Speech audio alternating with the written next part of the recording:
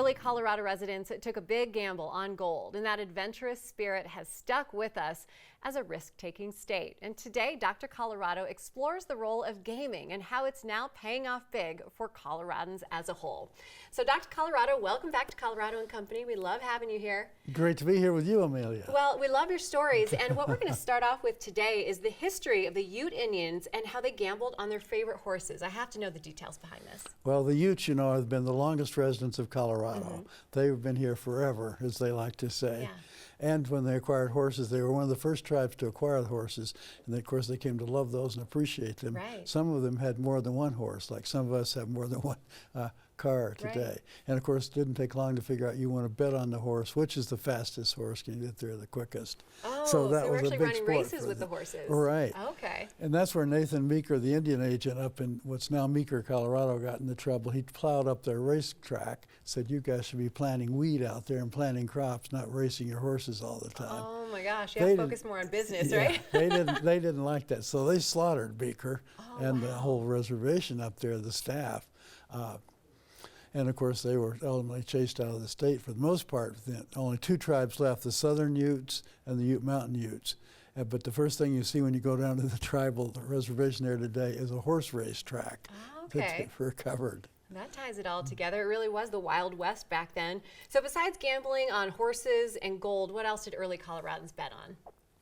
Well, gold was the big bet. Okay. Would all this gold pay off? Yeah. But they would bet on nearly everything. A lot of card games, anything you could think of. I found one story where they were actually gambling town lots, putting those up for the stakes. Yeah, I mean, anything that you've got of value, right? If you can win it by a game of chance, why not? I feel like there was a lot of downtime for them to pass the time and come up with ways to do it, but also be profitable at the same time. All right, and I think that people with a gambling mentality would be the ones to rush out to gamble on finding gold, and then if they didn't, they'd gamble with cards. Right, right.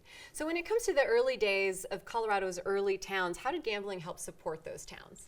Well, there are some towns that, like today, Coloradans were reluctant to pay taxes. So towns were always struggling for some money. And what they would do is outlaw gambling, but then just raid the gambling joints and fine them and make enough in fines there to keep the town going. I think Silverton, 90% of their income was raiding gambling saloons. Oh my gosh, and we're taking a look at some of the images here in this photo from Telluride. And gosh, I feel like some of these bars and interiors are actually still around up in Telluride. So always good to go up and wander around and peek into that history. Now, in terms of Colorado, what are some of the early famous casinos where folks really spent a lot of their time here?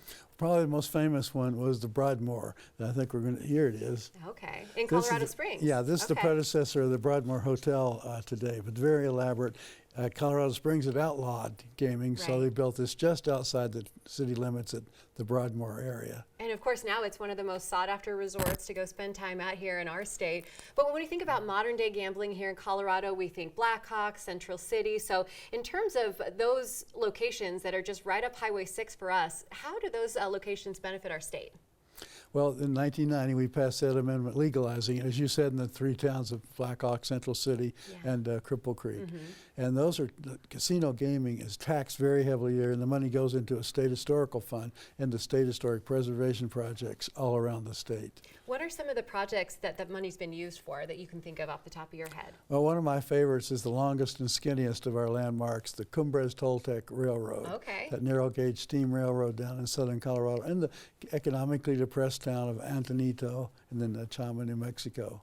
Okay. That's one of, I think it's up where over 1,000 different projects have been funded now.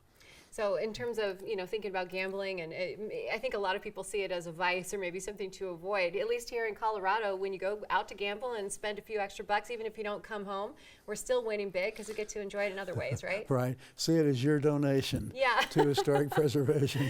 I love it. So how much does the State Historical Society spend on those preservation projects statewide? Boy, they're up to like $300 million now since they started doing this back in the 1990s. Yeah. In all 64 counties. It's an impossible dream for little poor counties like Baca County in extreme southeast Colorado. They wanted to restore their old stone schoolhouse. This gave them the money to do that. Well, that is fun. Yeah, go ahead and make your donation in any way you see fit, but probably don't bet on your horse if you've got an extra one. All right, Dr. Colorado, thank you so much for coming in and joining us, as always. Now, one of the State Historical Fund's biggest projects is sponsoring the statewide Saving Places Conference coming up January 29th to February 1st at the Sheridan downtown. You can find details and registration at savingplacesconference.org or call 303-893-4260. For Dr. Colorado's tours, talks, courses, and books, of which he has wrote over 50, I found that out last week, just check out that beautiful website, dr-colorado.com. That's dr-colorado.com.